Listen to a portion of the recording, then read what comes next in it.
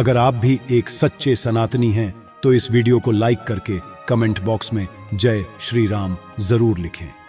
22 जनवरी सोमवार के दिन अयोध्या के नवनिर्मित राम मंदिर में होने जा रही रामलला की प्राण प्रतिष्ठा का सभी देशवासियों को बेसब्री से इंतजार है। राम जी के भव्य स्वागत की तैयारी जोरों शोरों पर है। यह तारीख कोई आम तारीख नहीं है, बल्कि इसके पीछे बहुत ही खास महत्व छिपा हुआ है। आखिर राम मंदिर की प्राण प्रतिष्ठा के लिए 22 जनवरी का समय ही क्यों चुना गया? इसके पीछे का रहस्य जानकर आपके भी होश उड़ जाएंगे। त्रेता युग में प्रभु श्री राम का जन्म अभिजीत मुहूर्त में हुआ था। 22 जनवरी सोमवार के दिन मृगशीर्ष नक्षत्र में अभिजीत मुहूर्त का संयोग बन रहा है। यही कारण है कि इस तिथि को रामलला की प्राण प्रतिष्ठा के लिए चुना गया है। साथ ही यह भी माना जा रहा है कि इस शुभ मुहूर्त में रामलला की प्राण प्रतिष्ठा करने से प्रभु श्री राम सदैव मूर्ति के अंदर विराजमान रहेंगे।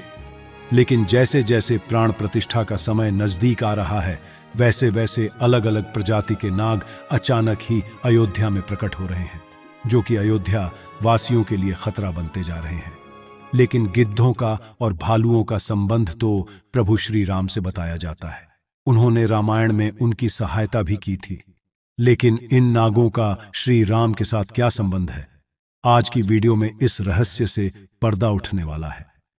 चौंकाने वाली यह है कि इनमें 2 प्रजाति के नाग अलग अलग क्षेत्र में बार बार निकल रहे हैं, जिनका संबंध वासुकी और तक्षक नाग के साथ जोड़ा जा रहा है।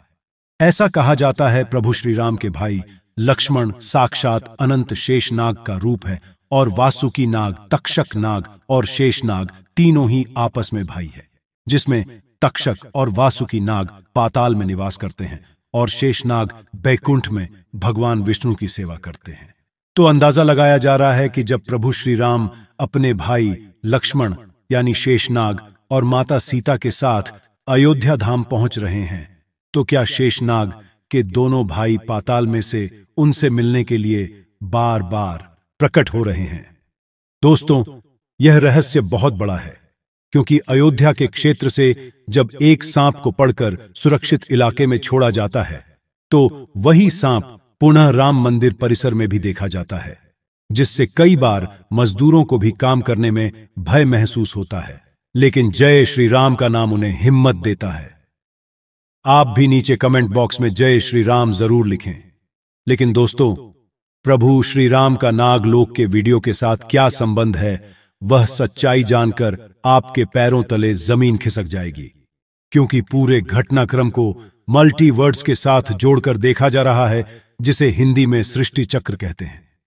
मल्टीवर्स की सच्चाई जानकर आपके भी रोंगटे खड़े हो जाएंगे। जिस संसार में हम रहते हैं, वह सृष्टि व विनाश के चक्र से गुजरती है। इस संसार के प्रत्येक सृष्टि चक्र को एक कल्प कहा जाता है। हर कल्प के 4 युग या 4 भाग होते हैं। दूसरे भाग या त्रेता युग में राम अयोध्या में जन्म लेते हैं और रामायण करके फिर से बैकुंठ लौट जाते हैं।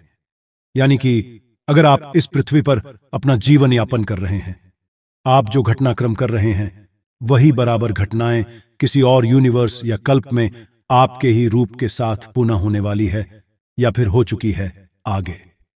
मल्टीवर्ड्स की सच्चाई को साबित करने के लिए एक ऐसी पौराणिक घटना आपको बताएंगे, जिसे जानने के बाद आपको भी मल्टीवर्स की सच्चाई पर यकीन होने लगेगा। इस दुनिया में केवल 3 विद्वानों को मल्टीवर्स को देखने की और उनमें जीने की, टाइम ट्रैवल करने की इजाजत दी गई है, जिसमें पहले है वासुकी नाग, दूसरे हैं तक्षक नाग और तीसरे हैं काक। देव तक्षक और वासुकी नाग के बारे में हम आपको बता चुके हैं, लेकिन सवाल उठता है, आखिर काकभुशुंडी कौन है और आखिरी इन्हें प्रभु श्री राम ने अमर कैसे बनाया? वेदों और पुराणों के अनुसार काकभुशुंडी ने 11 रामायण और 16 महाभारत देखी ही हैं। वह कल्प के अंत तक अपने शाश्वत स्वरूप में जीवित रहेंगे। भगवान राम ने ही काकभुशुंडी को अमर बनाया था। कौवे के रूप में अपने एक जन्म के दौरान काकभुशुंडी की मुलाकात बालक राम से हुई। प्रभु खेल रहे था और उसने उसे पकड़ने की कोशिश की। समय आने पर काकभुशुंडी को भगवान के मुख के दर्शन हुए। बालक राम के मुख में आकाश गंगाओं और ब्रह्मांड को देखने के बाद काकभुशुंडी ने भगवान राम से दूर उड़ना बंद कर दिया और उनके पास लौट आए। काकभुशुंडी ने भगवान राम को न पहचानने के लिए क्षमा मांगी। भगवान ने उन्हें दिव्य मुस्कान दी और काकभुशुंडी से उनकी इच्छा पूछी। काकभुशुंडी ने कहा कि वह भगवान राम के प्रति अपनी भक्ति हमेशा हमेशा के लिए करना चाहते हैं। काकभुशुंडी के प्रेम और समर्पण से प्रसन्न होकर भगवान राम ने उन्हें आशीर्वाद दिया कि काल काकभुशुंडी को नहीं मार सकता और वह इस कल्प के अंत तक जीवित रहेंगे। जिसके बाद सृष्टि के 27 चक्रों तक जीवित रहे। उन्हें अमरता का वरदान प्राप्त हुआ। वे कौवे के रूप में जीवित रहे क्योंकि उन्हें भगवान राम के निकट रहने का अवसर मिलता था। जब भी भगवान राम का जन्म होता है वह अयोध्या जाते हैं और भगवान राम को एक बच्चे के रूप में बड़े होते और खेलते हुए देखते हैं। यह भी हो सकता है काकभुशुंडी अयोध्या में भी हाल फिलहाल मौजूद हो और राम मंदिर के निर्माण कार्य को अपनी आंखों से देख रहे हों। यानी कि यह तीनों विद्वान अपनी मर्जी से किसी विकल्प यानी यूनिवर्स में जा सकते हैं, टाइम ट्रैवल कर सकते हैं और अयोध्या में अचानक से नागों का पाया जाना, वह भी राम मंदिर। प्राण प्रतिष्ठा से पहले तो इनका संबंध भी वासुकी और तक्षक नाग से लगाना गलत नहीं होगा। इन नागों के दर्शन मात्र से भक्तों का उद्धार हो जाता है। लेकिन कई लोग होंगे जो अभी भी मल्टीवर्स यानी सृष्टि चक्र को मानने को तैयार नहीं होंगे। लेकिन आगे हमें कैसे? कहानी, एक ऐसी सच्ची कहानी आपको बताने जा रहे हैं जिसका संबंध रामायण से जुड़ा है और इसे जानकर आपको विश्वास हो जाएगा कि मल्टीवर्स वास्तव में होता है। जिस तरह दुनिया में आने वाला हर इंसान की मृत्यु निश्चित होती है, उसी तरह इंसान रूप में जन्म लेने वाले भगवान के अवतारों का भी इस धरती पर एक निश्चित समय है। वह समय समाप्त होने के बाद उन्हें भी अपने प्राण त्याग करके अपने लोक वापस लौटना पड़ा था। उसी प्रकार भगवान श्री राम भी इस लोक को छोड़कर वापस विष्णु लोक गए। भगवान श्री राम के मृत्यु में सबसे बड़ी बाधा उनके प्रिय भक्त हनुमान थे, क्योंकि हनुमान के होते हुए यम की इतनी हिम्मत नहीं थी कि वह राम के पास पहुंच चुके। लेकिन स्वयं श्री राम से इसका जो हल निकाला वह मल्टीवर्ड्स यानी सृष्टि चक्र के साथ जुड़ा हुआ है। एक दिन राम जान गए कि उनकी मृत्यु का समय हो गया था। वह जानते थे कि जो जन्म लेता है उसे मरना पड़ता है। उन्होंने कहा कि यम को मुझ तक आने दो, मेरे लिए वैकुंठ मेरे स्वर्गिक धाम जाने का समय आ गया है। लेकिन मृत्यु के देवता यम अयोध्या में प्रवेश करने से डरते थे, क्योंकि उनको राम के परम भक्त और उनके महल के मुख्य प्रहरी हनुमान से भय लगता था। यम के प्रवेश के लिए हनुमान को हटाना जरूरी था, इसलिए राम ने अपनी अंगूठी को महल के फर्श के एक छेद में से गिरा दिया और हनुमान से इसे खोजकर लाने के लिए कहा। हनुमान ने स्वयं का स्वरूप छोटा करते हुए बिल्कुल भंवरे जैसा आकार बना लिया और केवल उस अंगूठी को ढूंढने के लिए छेद में प्रवेश कर गए। वह छेद केवल छेद नहीं था, बल्कि एक सुरंग का रास्ता था जो सांपों के नगर नागलोक तक जाता था। हनुमान नागों के राजा वासुकी से मिले और अपने आने का कारण बताया। वासुकी हनुमान को नागलोक के मध्य में ले गए, जहां अंगूठियों का पहाड़ जैसा ढेर लगा हुआ था। वासुकी ने कहा, यहां आपको राम की अंगूठी अवश्य ही मिल जाएगी। हनुमान सोच में पड़ गए कि वह कैसे उसे ढूंढ पाएंगे, क्योंकि यह तो भूसे में सुई ढूंढने जैसा था। लेकिन सौभाग्य से जो पहली अंगूठी उन्होंने उठाई वह राम की अंगूठी थी। आश्चर्यजनक रूप से दूसरी भी अंगूठी जो उन्होंने उठाई वह भी राम की ही अंगूठी थी। वास्तव में वह सारी अंगूठी जो उस ढेर में थी सब एक ही जैसी थी। इसका क्या मतलब है? वह सोच में पड़ गए। वासुकी नाग वाले जिस संसार में हम रहते हैं वह शुरू भी होता है और प्रलय के साथ उसका अंत भी हो जाता है। प्रत्येक कल्प में 4 युग आते हैं और समाप्त भी होते हैं, और हर सतयुग के अंत में एक वानर इस अंगूठी का पीछा करता है और पृथ्वी पर राम मृत्यु को प्राप्त होते हैं। इसलिए यह सैकड़ों हजारों कल्पों से चली आ रही अंगूठियों का ढेर है। सभी अंगूठियां वास्तविक हैं। अंगूठियां गिरती रहीं और इनका ढेर बड़ा होता रहा। भविष्य के राम की अंगूठियों के लिए भी यहां काफी जगह है।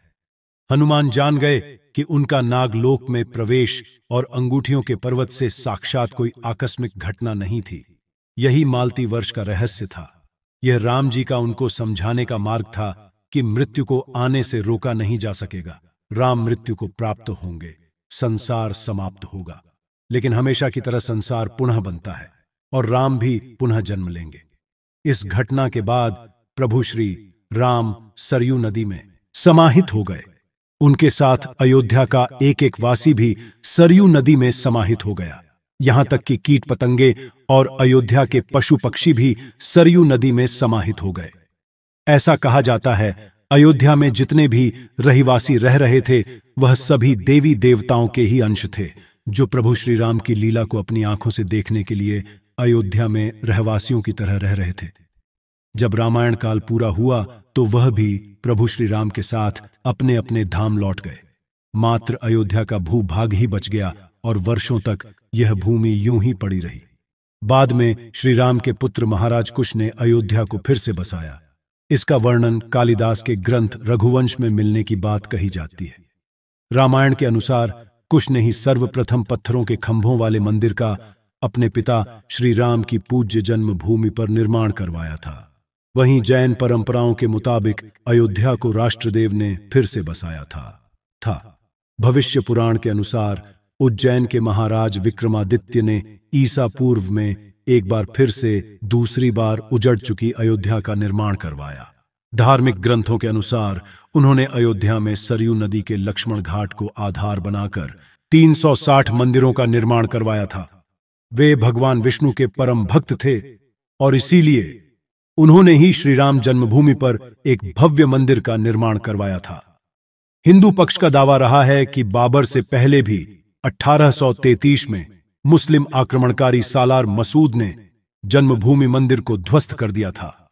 अयोध्या में राम जन्मभूमि मंदिर पर विवाद की कहानी की 1528 से शुरू हुई।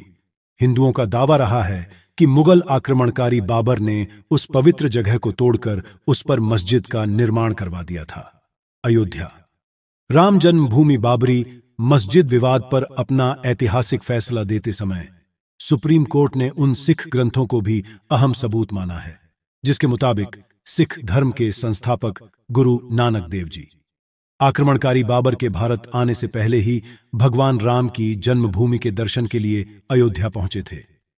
गुरु नानक देव जी 1510 से 1511 के बीच अयोध्या आए थे, जबकि बाबरी मस्जिद 1528 में बनाई गई थी। इतिहासकारों के अनुसार वहां पर बाबर के कहने पर उसके एक सूबेदार ने मस्जिद का निर्माण करवाया था। 23 दिसंबर 1939 को राम जन्मभूमि मंदिर के इतिहास में एक बार से जबरदस्त मोड़ आ गया। उस दिन रामलला की प्रतिमा मस्जिद के अंदर अचानक से विराजमान पाई गई। ये विवाद इतना बढ़ा कि आखिरकार तत्कालीन सरकार उस ढांचे को विवादित मानकर उस पर ताला लगवा देना पड़ा। ढांचे के अंदर नमाज रुक गई, लेकिन बाहर राम चबूतरे और परिसर के बाकी हिस्सों में पूजा अर्चना निरंतर चलती रही। 6 दिसंबर 1992 को अयोध्या में राम जन्मभूमि आंदोलन से जुड़े लाखों कार सेवक जुटे थे। उन्होंने ही उस विवादित ढांचे को ध्वस्त कर दिया। भगवान राम लल्ला ढांचे से निकलकर अस्थाई टेंट में आ गए। यानी कि राम मंदिर का इतिहास बहुत बड़ा है। कई लोगों के संघर्ष की कहानी है और कई कार सेवकों के बलिदान का प्रतीक है। भले ही हम इस संघर्ष में भाग नहीं ले सके, लेकिन यह हमारा सौभाग्य है कि हम राम मंदिर को बनता हुआ अपनी आंखों से देख रहे हैं। अगर आज की यह खास वीडियो आपको पसंद आई है तो सच्चे सनातनी इस वीडियो को लाइक करके